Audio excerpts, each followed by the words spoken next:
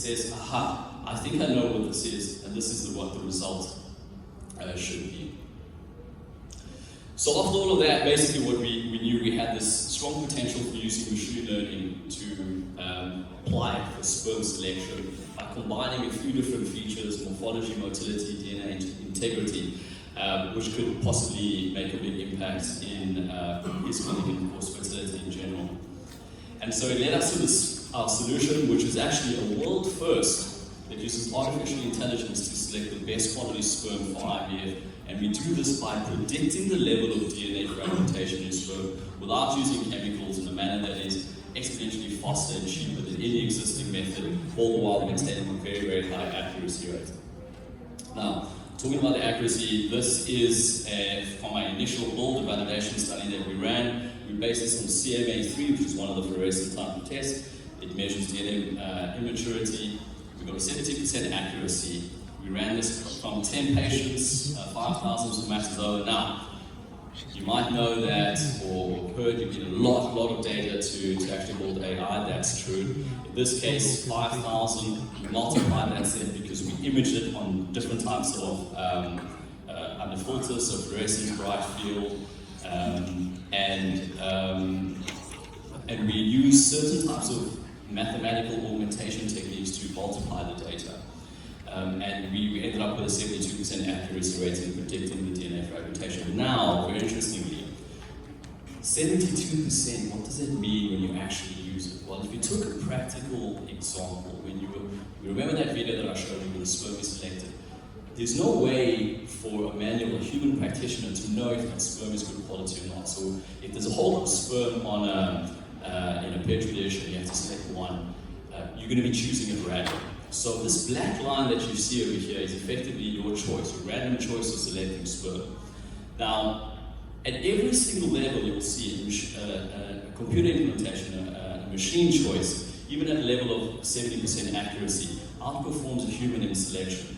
And where this becomes very important is as the level of DNA fragmentation increases in a patient, which is often the case with men who go to, or part of couples that go through IVF treatment, well then you see the benefit of having a machine that's even 70% accurate becomes far more important. If you pick a point on this graph, so where the actual proportion of good sperm in a sample is 75%, so 25% is bad, the probability of selecting a good sperm using AI is not 70% in that case, it actually goes up to 85%. So this is just a consequence of Bayesian statistics. Over here I've just summarized a few of the assays that the AI is based on. And when we're selecting the types of assays, when you're thinking about how you want to build AI, we had to choose the assays that allow us to image sperm before staining and after staining, because this allows us to build the AI towards some type of truth. The other methods damage the sperm, so it becomes very difficult to give you a per sperm prediction. But we have used it to give overall sample indications. Now, building on top of that, of course, we are trying to take it out of research and into application. And so we've been running clinical validation led by the University of Pretoria, and of course, BioArt being participating in that. 65 patients comparing against 7 assays, quite a broad spread, running it, 65 patients and on average 100 spermatozoa per patient that's been measured. So how do we actually apply it to the selection process? Now, as I mentioned, we take this multi-factor approach. So at the first level, we look at this motility, morphology, we do some type of grading, we pass it through this net that does this DNA fragmentation, and then we tell you, aha, this is a good sperm for you to actually use. As an example, if this plays, yes, okay, what you'll see moving on the sperm on the screen there are actual sperm. This is taken in a live setting. We track this in real time, and we do all these calculations in real time. We do the grading by motility, so the ones that are the most progressive. We then do another screening on the morphology, head morphology, see which one's the best. We highlight those ones, and that would effectively be what a practitioner would want to select. A lot of research in this space shows that by filtering sperm in this way, you actually lead to high quality sperm. So good motile sperm is correlated with low DNA fragmentation, which is what we want. Talking around sperm morphology, very interestingly enough, with building all of our AI, we have to take a very, very first principles approach. A lot of the time, there's not much that we could actually build on, so we've developed like a lot of core mathematics. We have an algorithm over here, but what it really led to was us taking some principles from physics, so the diffusion process. If any of you remember some physics, the first term over there, and then we added this modified source term, which talks to the steady states. Like going into that crazy equation, effectively what it allows us to do is take an image of sperm that you see in the input, break it down into three pieces very, very, very accurately by defining which part is the background, which part is the acrosomal region, and which is the rest of the head. And then, of course, you pass it through the net, it does the DNA fragmentation. The cool thing about this is that because we train it on so many different types of data, we can give you this an answer based on multiple levels. Because what you'll find is that just using any single test, there's some amount of subjectivity based into it. There's correlation effects where some tests are not correlated to others. So you get a bit more of a holistic answer, much faster and cheaper than any existing method. Okay, now this is a very, very key point, that we make it so that it fits into existing process. You see, there's a big gap between research and clinical practice, right? And in that gap, you need some type of applications, and that's where we actually fit in, because we effectively consider ourselves to be commercializing or doing applied research. And in this space, there was many innovations that we had to develop as a business. So we developed a specialized camera that fits onto all types of microscopes in the IVF clinics. We've developed processes that make this very easy to use practically.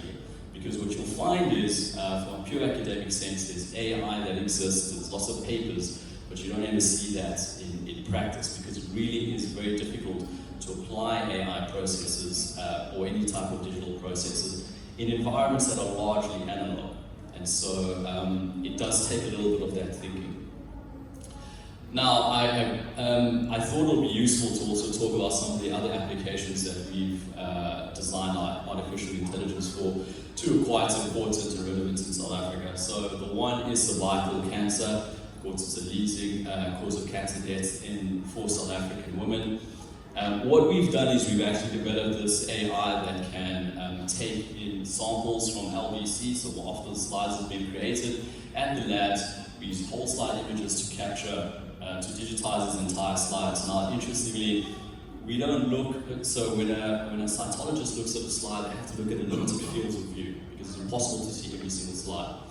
Our AI can actually scan through the entire thing, look at every single cell. We build a probability distribution of what is present, and are able to provide an automated diagnosis. And this entire process can take an hour. Now, of course, the ideal situation is implementing this in a public healthcare setting where a patient can come in, a diagnosis could be made, and by the time they leave, you've at least got a booking in the calendar for when treatment needs to happen, because, of course, without that, patients often get lost in the system.